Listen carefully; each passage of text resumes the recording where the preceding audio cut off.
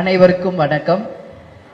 தேசிய முற்போக்கு திராவிட கழகத்தினுடைய நிறுவன தலைவர், அன்பு தலைவர், புரட்சி கலைஞர் கேப்டன் அவர்களுடைய தலைமை அலுவலகத்திற்கு இன்றைக்கு இஃப்தார் நோன்பு விழா வந்திருக்கும் அனைத்து இஸ்லாமிய சகோதரர்களுக்கும் தேசிய முற்போக்கு திராவிட கழகத்தின் சார்பாக பணிவான வணக்கங்களை தெரிவித்துக் கொண்டு உங்கள் அனைவரையும் வருக வருக என்று வரவேற்பதில் உண்மையிலேயே நான் மகிழ்ச்சி அடைகிறேன். இன்றைக்கு இஃப்தார் நோன்பு திறப்பு விழா நம்ம தலைமை கழகத்தில் பொறுத்த வரைக்கும் ஆண்டுதோறும் ஒரு வருடம் கூட தவறாமல் இஃப்தார் நோன்பு விழாவை கேப்டன் அவர்கள் அனுசரித்து வந்தார். அந்த வகையில் கடந்த வருஷம் நம்ம அது பண்ணல. ஏன்னா கேப்டன் மறைந்து ஒரு வருடம் கூட முடியாம எந்த விழாவும் இல்லை என்பதனால்.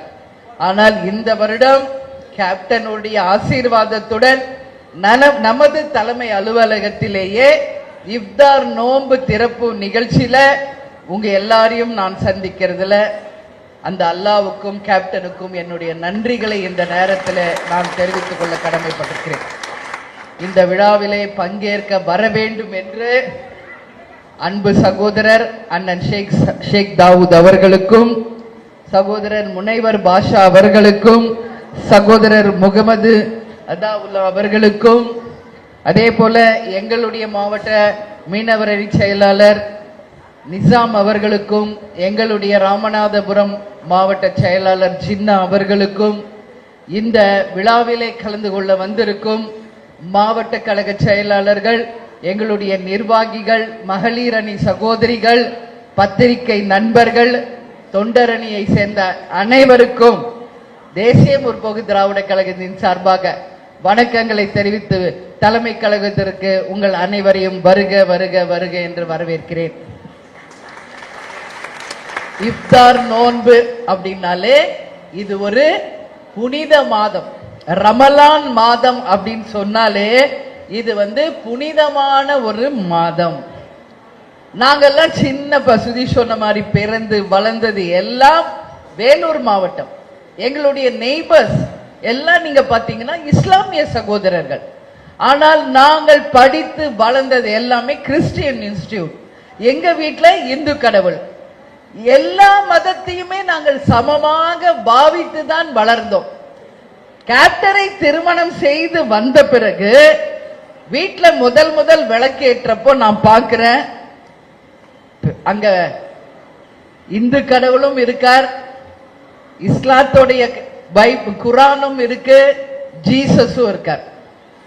அப்பதான் நாங்க நினைச்சுக்கிட்டேன், நாம பிறந்து வளர்ந்ததும் ஒரே மாதிரிதான், நம்ம கேப்டனுடைய எண்ணங்களும் அவருடைய மத பற்றும் ஒன்றுதான். நம்ம எல்லாருமே ஒரே குலம், ஒரே தெய்வம் தான். நமக்குள்ள எந்த பாகுபாடும் எந்த பிரிவினைகளும் எப்பொழுதுமே கிடையாது என்பதை தான் கேப்டன் எப்பொழுதுமே நம்பினார். அதை தான் நானும் நம்புறேன். நாம் எல்லாரும் சகோதர சகோதரிகள் தான். நமக்குள்ள எந்த விதமான வேறுபாடோ பாகுபாடோ கிடையாது என்பதில் கேப்டனும் நானும் நம்ம கழகத்தினரும் நீங்கள் அனைவரும் உறுதியாக இருப்பீங்க என்பதை நான் நம்புறேன். எங்களுடைய திருமணம் முடிந்த பிறகு எங்களுக்கு 2 பிள்ளைகள். ஒருத்தர் நமது விடுதலை புலி பிரபாகரன் பெயரை கேப்டன் பிரபாகரன் அவர்களையும் தமிழ் பற்று மீதும் அவர் வைத்த அன்பின் காரணமாக மூத்த மகனுக்கு பிரபாகரன் என்று பெயர் வைத்தார். 2வது மகன் பிறந்த போது கேப்டன் சொன்னதை இன்று அதுவும் நமது தலைமை கழகத்தில் என்னுடைய இஸ்லாமிய சகோதரர்களோடு பகிர்ந்துக்கணும்னு விரும்புற, 2வது மகனுக்கு ஷவுக்கத் அலி என்று இஸ்லாம் பெயரை தான் சூட்டுவேன் என்று கேப்டன் உறுதியாக என்னிடம் சொன்னார். கேப்டன் சொன்ன வார்த்தைக்கு இதுவரைக்கும் நான் மறுப்பு சொன்னதே கிடையாது. எந்த விஷயத்துக்கும் நான் மறுப்பு சொன்னதே கிடையாது. உங்க மனசுல அப்படி தோணுனா நீங்க தாராளமா வைங்கன்னு தான் சொன்னேன். ஏன்னா இஸ்லாமியர்கள் மீது கேப்டன் வைத்திருந்த பற்று, அவருடைய நட்பு வட்டாரத்தை நீங்க பார்த்தீங்கன்னா அத்தனை பேரும் இஸ்லாமியர்கள். அண்ணன் இப்ராஹிம் ராவுத்தர்ல இருந்து, திரையுலகிலே அவருக்கு பக்கபலமா இருந்த லியாக்கத் அலிகான்ல இருந்து, அவர் மிகப்பெரிய ஒரு வில்லனாக இன்ட்ரோடியூஸ் பண்ணி கேப்டனுக்கு கடைசி வரைக்கும் இன்று அளவு வரைக்கும் விசுவாசமாக இருக்கின்ற மன்சூர் அலிகான் உட்பட எத்தனையோ வில்லன்களை கேப்டன் எத்தனையோ கதாபாத்திரங்களை இன்ட்ரோடியூஸ் பண்ணியிருக்காரு இஸ்லாமியர்களை. அது மட்டும் இல்லை, திருப்பூர்ல எங்க அன்பு அண்ணன் அக்பர் திரை உலகிற்கு வருவதற்கு முன்பிருந்தே நட்பு. அதே மாதிரி புதுக்கோட்டையில எங்களுடைய மாவட்ட கழக செயலாளராக இருந்த ஜாகீர் அவர்கள், அதே மாதிரி விருதுநகர்ல ஷெரீப் அவர்கள், அதே போல இன்னைக்கு முகமது இருக்காரு. நிறைய நிர்வாகிகள் இன்னைக்கு நம்ம கட்சியில இஸ்லாம் சகோதரர்கள் தான். அதே மாதிரி இன்னைக்கு அதிகமாக கேண்டிடேட்ஸை நம்ம நிறுத்தினது யாருன்னு பாத்தீங்கன்னா இஸ்லாமியர்களை கேப்டன் அதிகமாக வாய்ப்பு கொடுத்து அவர்களை கேண்டிடேட்ஸா கேப்டன் அறிவிச்சிருக்கார். ஒவ்வொரு பிறந்த நாளுக்கும் இந்து கோயிலுக்கும் போவோம், கிறிஸ்டியன் நம்மளுடைய சர்ச்சுக்கும் போவோம், தர்காவுக்கும் போவதை தன்னுடைய வாழ்நாள் கடமையாகவே கேப்டன் வைத்திருந்தார் என்பது உங்க எல்லாருக்குமே தெரியும். இந்த ரம்ஜான் நோன்பு அப்படின்றது மிக மிக ஒரு புனித மாதம், ரமலான் மாதம். அந்த 30 நாட்கள் நாட் ஓன்லி ஃபார் இஸ்லாமியர்கள், ஒட்டுமொத்த மக்களுக்குமே இது ஒரு புனித மாதம் தான் நிச்சயமா நான் சொல்வேன். இன்ஷா அல்லாஹ் அப்படின்னு உங்களுக்கு எப்படி நான் சொல்றது நீங்க உண்மைன்னு நினைக்கிறீங்களோ இல்லையோ எனக்கு தெரியாது. பட் உண்மையை நான் சொல்றேன், கேப்டன் மாதிரி தான், சொல் ஒன்று செயல் ஒன்று கிடையாது. நான் என்ன சொல்றேன்னா அதுதான் செயல். நாங்க தினம்தோறும் எப்படி ஈஸ்வரான்னு சொல்றனோ ஜீசஸ் சொல்றனோ அது மாதிரி தினம்தோறும் இன்ஷா அல்லாஹ் என்று சொல்லிதான் என்னுடைய தினத்தை நான் தொடங்கி கொண்டிருக்கிறேன். இது எத்தனை பேருக்கு தெரியும் என்பது தெரியாது, இதுதான் உண்மை. ஏன் அப்படின்னு சொல்றேன்னா எங்களை பொறுத்த வரைக்கும் 3 கடவுளுமே சமமானவர்கள் தான், அதுல எந்த மாற்று கருத்தும் இல்லை. எல்லாருமே நல்லதை தான் மக்களுக்கு சொல்லியிருக்காங்க.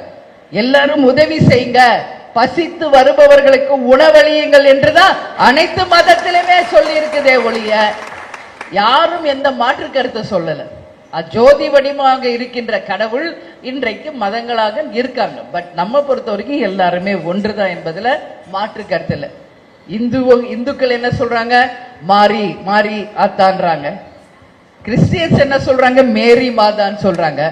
இஸ்லாம்ல என்ன சொல்றாங்க, பாத்திமான்னு சொல்றாங்க. பேர் தான் மரியான்னு சொல்றாங்க, பாத்திமான்னு சொல்றாங்க. பேர்ல தான் மாற்றம், ஆனா எல்லாருமே ஒன்றுதான். கேப்டன் எப்பவுமே தன்னுடைய நண்பர்களை மாமா மச்சான் தான் கூப்பிடுவாரு. அதுவும் இஸ்லாமிய சகோதரர்களை வாங்க மாமா வாங்க மச்சான் அப்படின்னு தான் சொல்றாரு. அந்த அளவு ஒரு உரிமையாக பழகக்கூடியவர் நமது கேப்டன் அவர்கள். இப்ப கூட அந்த ரூம்ல நாங்கெல்லாம் அண்ணனுங்களோட பேசிட்டு இருந்தோம். அனைவரும் கேப்டனுடைய நினைவுகளை என்னோடு பகிர்ந்துக்கிறப்போ உண்மையிலேயே கேப்டன் நம்ம கிட்ட இல்லை என்ற எண்ணம் என்றைக்குமே யாருக்குமே வர முடியாது. ஏன்னா அவர் வாழ்ந்துட்டு போயிட்டார். இன்னைக்கு அவர் உருவத்தில் நம்மிடம் இல்லை, ஆனால் அவருடைய நினைவுகள் பசுமையாக இன்றளவும் எல்லா இடத்திலையும் நிரம்பி இருக்காங்க. அதனால கேப்டன் நம்ம கூட தான் இருக்காரு, வேற எங்கேயும் போல. இதே இந்த ஆபீஸ்ல இப்ப அவருடைய ஆன்மா இங்கதான் இருக்கு, நம்மோட அவரும் சேர்ந்துதான் இந்த இஃப்தார் நோன்பு விருதுல கலந்துகிட்டு இருக்காரு என்றுதான் நான் உறுதியா நம்புறேன். கேப்டனுக்கு கஞ்சி வச்ச உடனே முதல்ல கஞ்சி கேப்டன் பேரிச்சப்பழம் சாப்பிடுவார். நீங்க நிறைய வீடியோஸ்ல பார்த்திருப்பீங்க. அடுத்தது கஞ்சி எடுத்து அவ்வளோ விரும்பி குடிப்பார். இப்ப நான் கேப்டனுக்கு கோவிலுக்கு போய் அவருக்கு ப்ரே பண்ணிட்டு இங்க வருவதற்கு முன்பே அந்த பேரிச்சப்பழம் அந்த கஞ்சியை அவர் வாயில வைத்து அவர் குடிப்பது போலவே அவருக்கு ஊட்டி விட்டுட்டு தான் நான் இந்த ஃபங்க்ஷனுக்கே வந்திருக்கேன். ஏன்னா அந்த அளவு அவர் இஸ்லாமியர்களை விரும்பினார். அவர் சகோதரர் சொன்ன மாதிரி கேப்டன் உண்மையிலேயே இஸ்லாமியர்களுக்கு பாதுகாவலராக உண்மை நண்பராக என்றைக்குமே வாழ்ந்தவர். அதையே தான் நானும் சொல்றேன். இஸ்லாமியர்கள் சகோதர சகோதரிகளே, கேப்டன் எவ்வளியோ அதே வழிதான் எங்கள் வழியும், அதுல இமி அளவும் நாங்கள் என்றைக்கும் மாற மாட்டோம். நிச்சயமாக ஒரு நல்ல காலம் வரும் பொழுது இஸ்லாமிய சகோதர சகோதரிகளுக்கு கேப்டன் என்னெல்லாம் செய்யணும்னு நினைச்சிருந்தாரோ அதை அத்தனையும் அவருடைய உருவமாக இருந்து தேசிய முற்போக்கு திராவிட கழகம் நிச்சயமாக உங்களுக்காக செய்வோம் என்பதை இந்த நேரத்தில் சொல்றேன். சிறுபான்மை பிரிவு என்பதை இல்லாம பிரிக்காமல் தன்னுடைய ஒன்னாகவே கேப்டன் நினைச்சு வாழ்ந்தார். சிறுபான்மையர்கள் அல்ல, என்னுடைய சகோதரர்கள். அவர்கள் எந்த வகையிலும் அவர்களை பிரிக்க கூடாது என்பதில் கேப்டன் கடைசி வரைக்கும் உறுதியாக இருந்தார். அவர் மறைவன்னைக்கு வந்து அவருக்கு அஞ்சலி செலுத்தி அந்த துக்கத்தில் கலந்துகிட்ட அத்தனை இஸ்லாமிய சகோதரர்களுக்குமே இந்த நாள்ல நான் நன்றி சொல்ல கடமைப்பட்டிருக்கேன். சென்னையில மட்டும் கிடையாது, தமிழகம் முழுவதும் உலகம் முழுவதும் இருக்கின்ற அனைத்து இஸ்லாமியர்களும் தங்கள் வீட்டில் ஒரு சோக நிகழ்வு நடந்தது போல அன்றைக்கு முழுக்க உணவருந்தாம கேப்டனுக்காக துவா செய்து அத்தனை பேருமே கேப்டனுக்காக அஞ்சலி செலுத்தினது எனக்கு தெரியும். அதனால நான் சொல்றேன், எல்லாருக்கும் இந்த நேரத்தில் என் நன்றிகளை நான் தெரிவித்துக் கொள்கிறேன். அதே மாதிரி இனி வரும் காலங்களும் நிச்சயமாக இன்னும் மிக சிறப்பான அளவுல தான் ஒவ்வொரு ஆண்டும் நமது இஃப்தார் நோன்பு விருது கடைபிடிக்கப்படும். அதுல எந்த மாற்று கருத்தும் இல்லை என்பதையும் இந்த நேரத்திலே உங்களுக்கு சொல்லி, என் கூட எல்லா குழந்தைங்க வந்தாங்க கேப்டனுடைய கோயிலுக்கு. வருங்கால எதிர்காலம் நமது அன்பு சகோதரர்கள், அவர்கள் வாழ்க்கை மிக சிறப்பாக அமைய வேண்டும் என்றும் இந்த நல்ல நாள்ல அவர்களுக்காக நான் பேசி, இப்ப எல்லாரையும் நான் கேப்டன் கோவிலுக்கு வர சொல்லியிருக்கேன். நாங்க அனைவரும் சேர்ந்து கேப்டனுக்காக அங்க துவா செய்ய போகிறோம். நீங்களும் கேப்டனுக்கு துவா செய்ய வேண்டும் என்று கேட்டுக்கொண்டு, 31ஆம் தேதி ரம்ஜான், அந்த ரம்ஜானுக்கு முன்கூட்டியே இப்பொழுதே ரம்ஜான் வாழ்த்துக்களை நான் தெரிவித்துக் கொள்ள பெருமையோட கடமைப்பட்டிருக்கிறேன். இந்த ஒரு மாத காலத்துல கடைசி 10 நாள் தான் மிக மிக முக்கியமான நாள் என்பது ரமலான் நோன்பு இருக்கிறவங்களுக்கு, இஸ்லாமியர்களுக்கு தெரியும். நான் நிறைய குர்ஆன் படிச்சிருக்கேன், நிறைய அந்த வரலாறு எல்லாம் நான் கத்துக்கிட்டு இருக்கேன். அப்போ இந்த கடைசி 10 நாள் ஏன் இன்னைக்கு நம்ம வைக்கிறோம்? நம்ம நினைச்சிருந்தா ஃபர்ஸ்ட் வீக்கே வச்சிருக்கலாம்ல. ஆனா நரகங்கள் மூடப்பட்டு சொர்க்கங்கள் திறப்பது இந்த 10 நாட்களில. ஒட்டுமொத்த நல்லவர்களுக்கு அந்த அல்லாஹ்வின் அருள் கிடைக்கிறது இந்த கடைசி 10 நாள். அப்படின்றதுனாலதான் இன்னைக்கு அந்த புனித ரமலான் நோன்பை இன்னைக்கு நம்ம கழகத்துல வச்சிருக்கோம்.